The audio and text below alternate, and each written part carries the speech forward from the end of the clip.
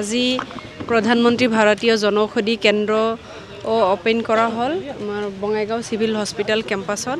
এই প্ৰধানমন্ত্ৰী ভাৰতীয় জনঔষধি কেন্দ্ৰসমূহ ওপেন কৰা হৈছে যাতে এফৰ্ডেবল প্ৰাইচত পাব্লিকে কোৱালিটি মেডিচিনছ পায় তাৰ কাৰণে। সো আজি ইয়াতে এখন কেন্দ্ৰ ওপেন কৰা হল বাই প্ৰপাইটৰ সজলকাৰ। সো আমি সজলকাৰক ধন্যবাদ জনাইছোঁ এনেকুৱা এখন কেন্দ্ৰ আমাক দিছে।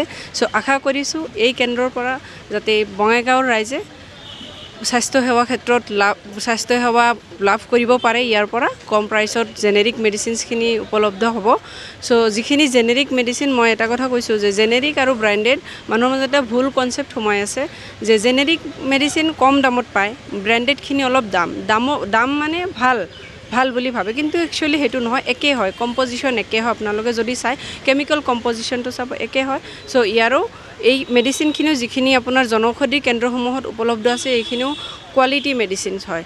সো খালি কম প্ৰাইচত পোৱা যায় যাতে সকলো শ্ৰেণীৰ সকলো মানুহে মেডিচিন পাব পাৰে ইয়াৰ পৰা, সেইটোৱে আছে এইটো। সো মই আশা কৰিছোঁ এই কেন্দ্ৰসমূহে যিমান কেন্দ্ৰ আছে আমাৰ ইয়াতে বঙাইগাঁৱত এখন হ'ল যিটো চিভিল হস্পিটেলত, এই কেন্দ্ৰই যাতে ৰাইজৰ এই যিখিনি মানে আপোনাৰ মেডিচিনৰ ক্ষেত্ৰত যিটো সুবিধা সেইটো লাভ কৰিব পাৰে কম প্ৰাইচত, সেইটোৱে আশা কৰিছোঁ।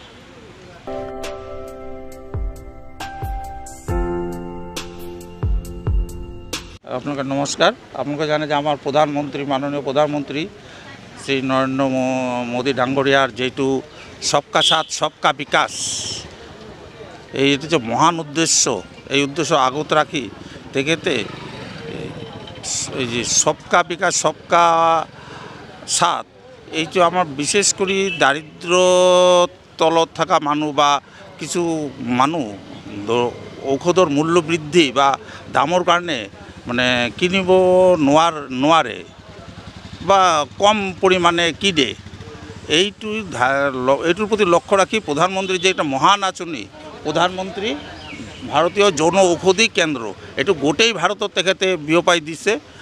আৰু ইয়াৰ পৰা আমাৰ বাইদেউ ইয়াতে ডাক্তৰ উপস্থিত তেখেতে জেনেৰিক আৰু ব্ৰেণ্ডেডৰ ডিফাৰেঞ্চখিনি কৈ দিছে।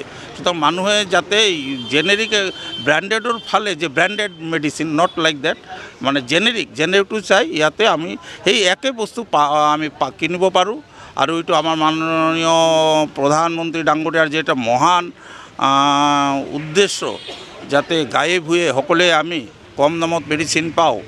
এই আৰু আমাৰ মাননীয় মুখ্যমন্ত্ৰী হিমন্ত বিশ্ব শৰ্মা ডাঙ্গৰীয়াৰ নেতৃত্বত অসমত যে বিকাশমুখী আঁচনি চলি আছে সেইটোৰ প্ৰতি লক্ষ্য ৰাখি আমি এই যে বঙাইগাঁও চিভিল হস্পিটেল কৰ্তৃপক্ষক ধন্যবাদ দিছোঁ তথা মাননীয় মুখ্যমন্ত্ৰীক ধন্যবাদ যাচিছোঁ যে তেখেতসকলে এই জায়গাখিনি প্ৰভাইড কৰিছে।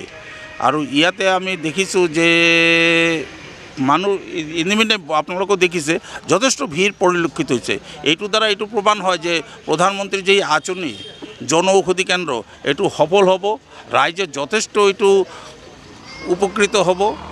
আৰু আমি এই এত অঞ্চলৰ জনসাধাৰণক আবেদন ৰাখিছোঁ আপোনালোকে জন ঔষধি কেন্দ্ৰৰ পৰা ঔষধ লৈ এইটো যথেষ্ট উপকৃত হ'ব। আপোনালোকে এইটোৰ ইয়াতে আহক আৰু কম মূল্যত ইয়াতে ঔষধ একেই গুণগত মানৰ একে ঔষধ ইয়াতে পাব।